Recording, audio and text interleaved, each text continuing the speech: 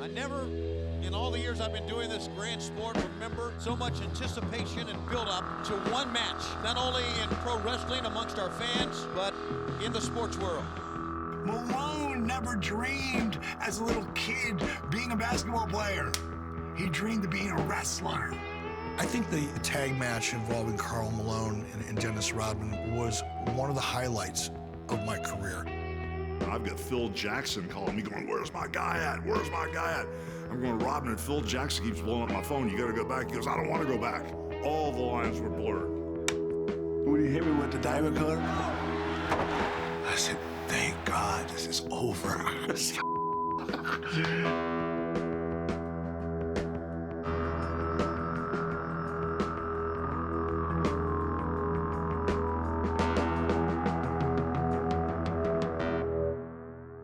The allegiance switched from WWE to WCW. We were really, really running hard. We had everybody's attention. You know, everybody wanted to be involved. So they're looking for, like, what can we do that the other show doesn't have? And so WCW goes to the tried and true well of celebrities in pro wrestling matches.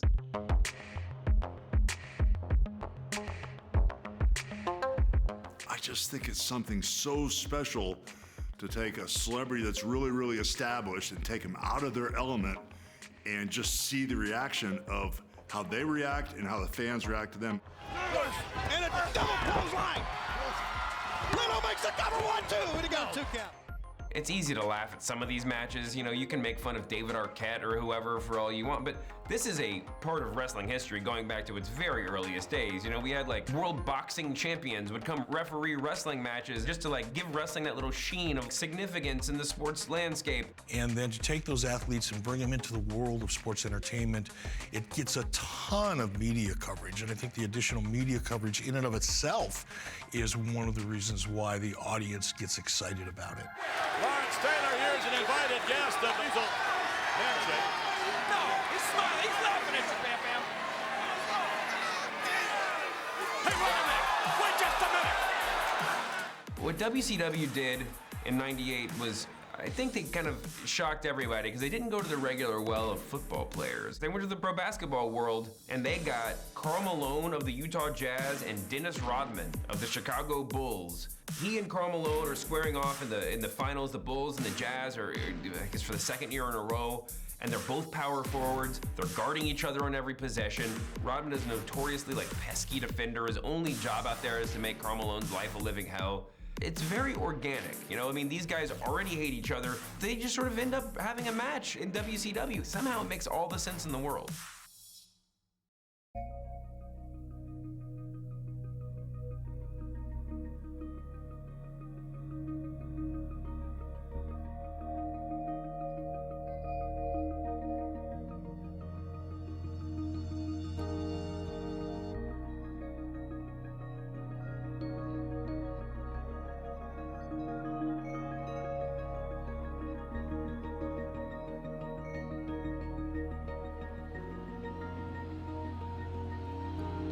Dennis Rodman, the Worm, is here.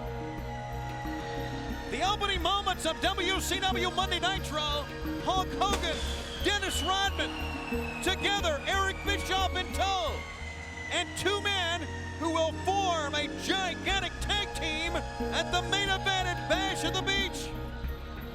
Rodzilla was perfect because he was a monster. He was a monster with his social life in public. He was wherever he went, he created chaos.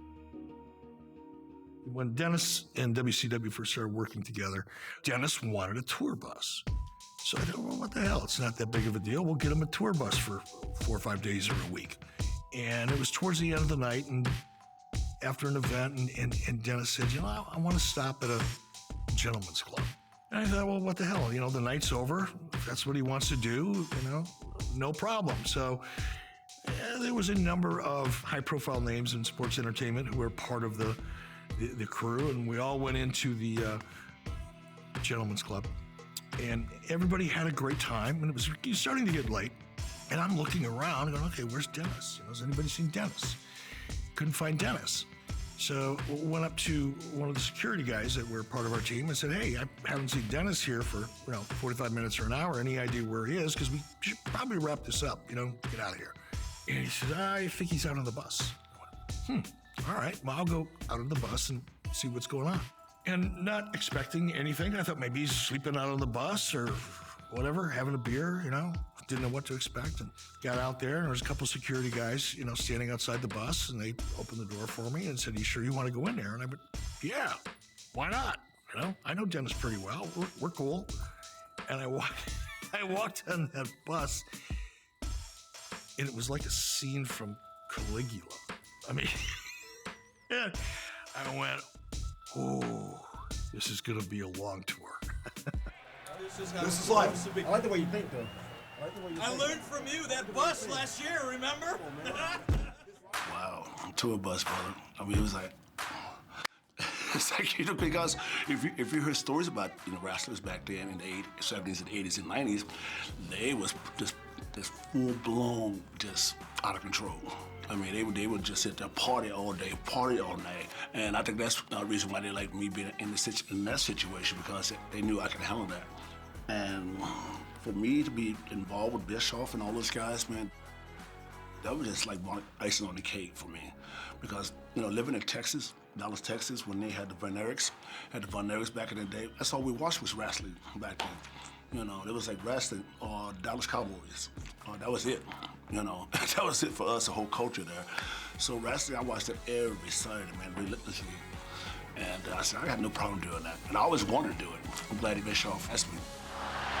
There they go. Hey, he locked up, guys. How about that? Andre! Andre Lex Luger! This place has went crazy! Dennis Rodman has Andre, the total package. We look back at Gorgeous George, and we've seen a lot of wrestlers with bleached hair and robes since then, but at the time, to have curled hair that was bleached blonde, to have somebody spraying perfume behind you, to have a fine sequined robe or whatever coming to the ring, this was just a signifier of everything you're supposed to hate in the world. And Dennis Rodman had a very specific sense of style. I'm sure he was very into it himself, but he would dress in drag specifically just to make people mad. He was trying to become a heel, and he succeeded at it. Well, Rodman had an incredible amount of heat. He was anti-establishment, anti-athlete. He would drink 75 kamikazes and go set another record on the basketball court, and then drink 75 more kamikazes after the game. We had Instagram or social media back then. I always tell people I'd be a billionaire. Shit, I'll tell you straight up. I think a lot of people started to really dig what I was doing and said, wow, this guy's just not a basketball player. He's just an all-around entertainer, period. Not only that, he knows how to win. He knows how to win in every department of life. And so he knows how to win everywhere. So when he transcended over to our business and walked in a main event position, everybody hated it. Even the wrestlers hated it. Everybody wanted to see him get his ass kicked. I think the wrestlers in the back wanted to see it even more than the fans because he was arrogant. He wouldn't show up on time. We'd have ring time set aside for all of us to work out with him, and we had very busy schedules, and he'd come walking in, an hour and a half, 2 hours later, I could smell booze all over his breath, but when the red light went on and we were live in front of the camera, he was genius. Hollywood, man with style, man with class, the NWO comes to town, it's a new world order, baby. That's what it's gonna be, me and my good friend, Hollywood. It's for life. Rodman was my guy. I knew him forever, and we were really close friends. But Diamond Dallas Page bonded with Malone. I was at this big autograph signing in Houston, Texas. I was actually there for 2 days. And someone said to me, hey, do you want to go to see the Rockets play tonight? I said, absolutely. I want to go and check the game out. And they go, oh, they're playing Utah Jazz. I was like, oh, man, love to see Malone play. We're all 20 rows up. And they're at just a little timeout. And Malone is looking up, and he does this. Ross Foreman, who's our photographer, was like, oh, my God. Malone just did the diamond cutter sign. And he starts grabbing for his camera, to pull out his camera. And he sent backstage passes for me and Russ Foreman. And at some point I get hey, Karl's outside. So I walk outside like, hey man, gives me a big hug, super, big personality. And, here's my number, bro. I said, we exchanged numbers. And I said, if you ever want to get in the ring and play around a little bit, I go, I can make that happen really easily. Great athlete, all he needs is to know the moves and the science. And Diamond Dallas Page has been spending 24 hours a day. If you look at Karl Malone back then, you take the old pictures, he looked like a wrestler. I mean, he was built for it. I mean, he was like 240, 250, 255. I mean, just solid, right? I'm just barely wearing 220, 225, if that. I heard Rodman was coming in again. And I thought Dennis did a phenomenal job the first time because he embodied the heel. He embodied the showman. He'd been watching our stuff since he was a little baby, and loved it just like Karl. I thought, I wonder if Malone would do this. So I called him up and I said, hey, big man, Rodman's coming in again. I said, would you consider wrestling with me against Rodman and Hogan? Yeah, I think I would. Now, Eric Bischoff lived on the other side of the hill, 2 houses away from me. We walked on his deck, we were having a beer. I said, I got an idea. I said, what if it was me and Malone against Rodman and Hogan? And I thought, wow, that would be hard to believe that it could happen. So I have to give a lot of credit to DDP for bringing Karl Malone into the picture. To me, this guy right here is the hardest working man in professional sports, especially when it comes to basketball. I know, but it's funny. I think they pitched that because of what happened in the playoffs. We kept battling each other, kept hitting each other, kept elbowing each other, stuff like that. So why not Karl Malone and Dennis Rodman? And one of the reasons that I invested so much money in Karl and Dennis for that particular pay-per-view is because I knew that I would get advertising in mainstream sports media that I could never afford to buy. I knew that every sports writer would be criticizing both Karl and Dennis for stepping into the world of sports entertainment because, geez, you're professional athletes and you should never get involved with something like that. I knew that wrestling, media would be so super critical. All of that added up to a ton of press, a ton of media that, like I said, we couldn't afford to buy. Hulk Hogan gonna sell. So it's like, hey, you can always count on what the hell he's gonna do. And then when you throw me in the mix, the bad boy of the NBA, and you got Karl Malone, the guy from Utah, it's like, wow, what a matchup.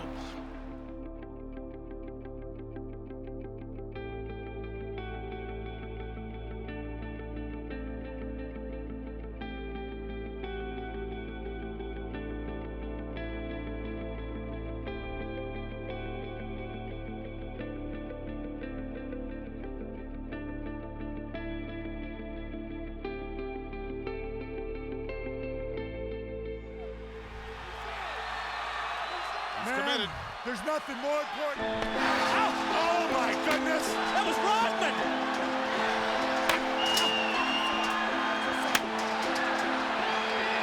And Hogan! One of the highlights of that period of time was Dennis Rodman decided to skip practice to attend a Nitro. I knew it was going to create an issue within the Chicago Bulls and probably for Dennis, but I wasn't too worried about any ramifications with regard to WCW because it was really Dennis's choice. I've got Phil Jackson calling me going, where's my guy at? Where's my guy at? I'm going, Rodman, and Phil Jackson keeps blowing up my phone. You got to go back. He goes, I don't want to go back. All the lines were blurred. Jordan really didn't say too much to me because he knew the fact that no matter what I did off the court, I'm there. I'm there. He didn't have to worry about me. I'm always there to play. I knew I couldn't talk to Dennis and Karl about doing anything on court during play that would help promote WCW, but there was probably a conversation or two, wink, wink, where someone may have said, hey guys, if you get the opportunity off court during a stoppage in play or during a timeout to have any kind of animated conversation between the two of you, if you get my drift, that would only help. I actually wish that we would have gotten to a fight. That would have been exciting as for me, man. You know, to make it more interesting for the finals. Dennis Rodman, he was always pushing the envelope. And he did wrestling, it's wrestling, you know, it's a circus. When Malone did it, it changed the face of what was happening. Malone never dreamed as a little kid being a basketball player. He dreamed of being a wrestler. It's DDP and Karl Malone! Look around, man. It's a part of American culture, world culture.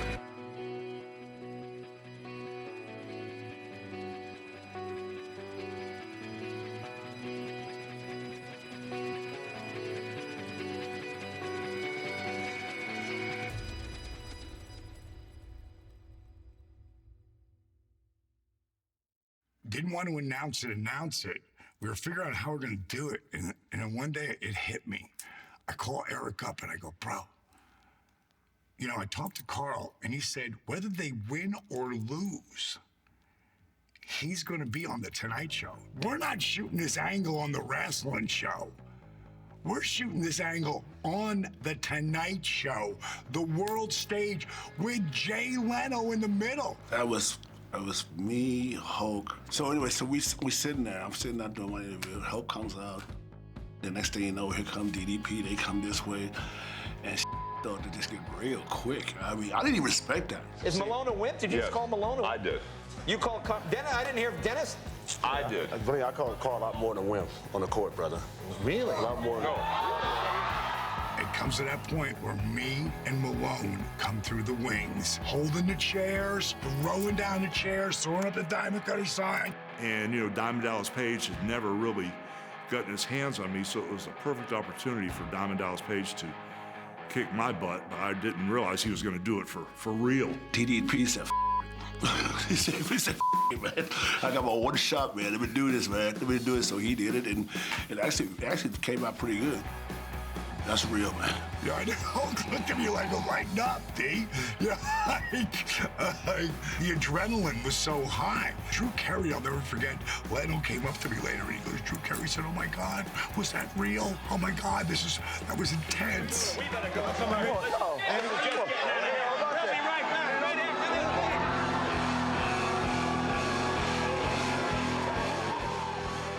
after The next day, well, then it was pandemonium.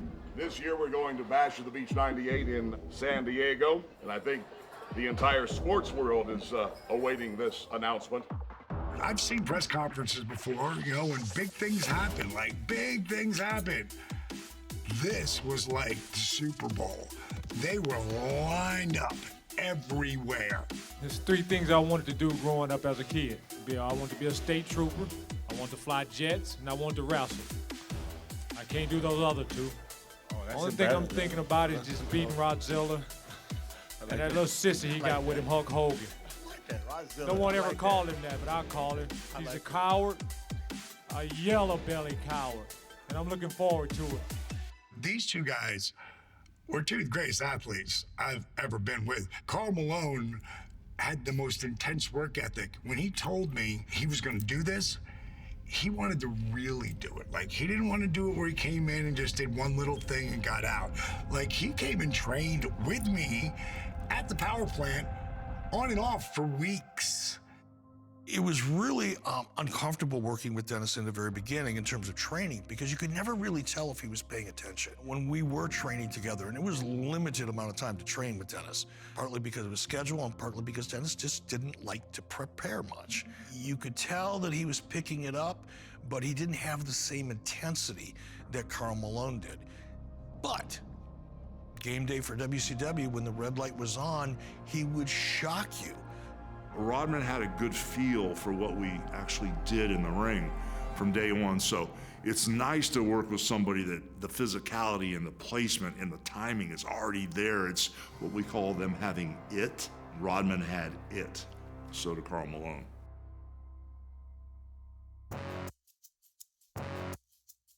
We decided to go to this bar.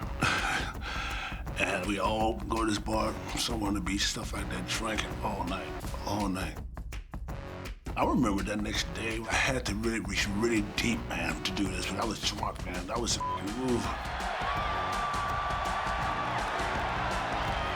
And I used to ask this guy, how the do you guys do this all the time? I mean, drink. First 15 minutes of that match, I felt like hell. I thought if I said, be like over with. So once I started getting hit a little bit more, I was cool. I was fine, man. You know, one can only imagine what activities that Dennis Rodman has engaged in over the course of the past couple of weeks, and only a small portion of those activities made the national press. Some things he did we probably can't even talk about. When Malone came out and took his shirt off and was there with DDP, the place exploded. He is Karl, the mailman, Malone! I was really surprised because I saw Dennis get a little intimidated. I was supposed to actually rip Dennis's shirt off, but he told me to leave his shirt on. I don't think he wanted to take his shirt off and stand next to Malone because Karl looks so jacked and so big. He looks awesome, and he and DDP are here to fight. Ladies and gentlemen, these four... How come you didn't take your t-shirt off? Who, me or him? He took his off. I didn't take myself, because, after the match I did. After the match I did, but during the whole thing, I just want people to see the shirt. It's going to be Rodzilla and the mailman, and the referee calls for the bell. And Rodzilla still has his glasses on. Oh, he's cool. Karl's like, he's like Diesel strong, he's like country born strong. Look at the physique of the mailman. Tremendous shape. Diamond Dallas is in great shape. The moment when Rodman and Malone locked up. He and Hogan were quite a tag team. They've locked up. The fans are loving this. Like just the physical contact. Side headlock by Dennis Rodman. Just the moment of realizing, well, these guys have actually trained to wrestle. Into the ropes. Down. There he goes. Good bail out to the floor. I mean, it wasn't exactly like Hogan slamming Andre. It wasn't just like the biggest finishing move you've ever seen at like a WrestleMania main event. But that first lockup, this felt like a huge moment. When he comes out, everybody just notices he's there. DDP hooked it up collar and elbow with Rodman and just pulled him down to the mat. Wow.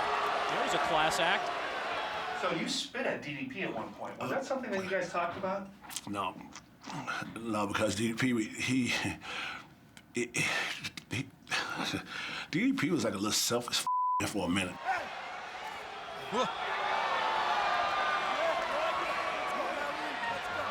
Page said, all right, now we're even, let's go at it. And he'll look at me, I'm like, man, okay, let's do this. Like, let's do it. And he'll sit there and hit me for real. I mean, literally hit me for real. They're getting frustrated, guys. An arm drag by Rodman. How about that? But I think that I just did it because it's more like it was easier for me to do that than anything else. If I went over and got a chair and took outside the ring and stuff like that, it would have got really ugly. Grinding in a side headlock.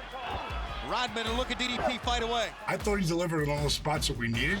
And into the ropes he goes. Whoa! Ladies and gentlemen, Rodman making two of them. Look at that. The man's an athlete, I'm telling you. And when they edited the match down, it looked pretty sweet. It's an awful confident-looking Karl Malone. Look at the wing spread on him. I mean, from fingertips to fingertips. He's like a condor.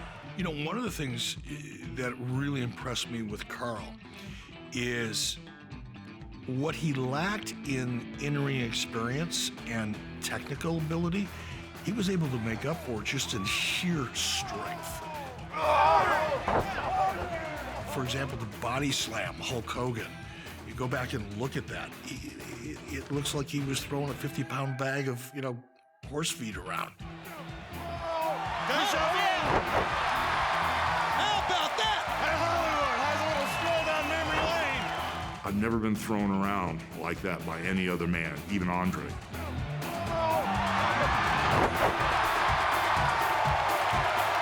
Malone had no bounds. I mean, if he wanted you over there, he'd just throw you over there. I was like, oh my God, this guy's so strong.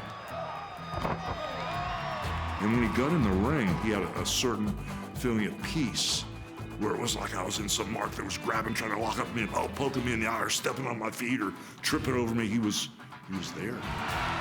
Karl Malone! It's time to get the mail.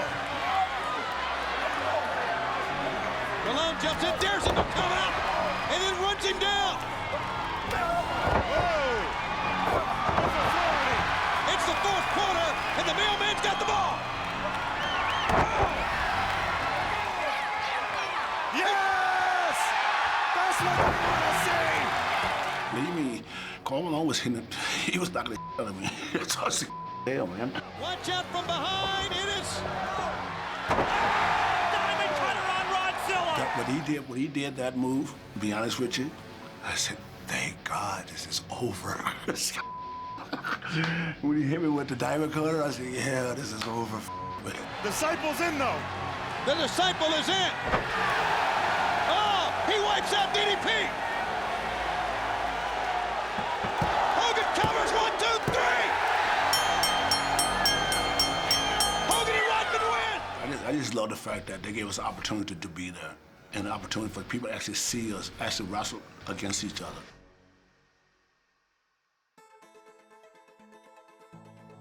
I just wish the fact that they would have had us do a lot more during that summer.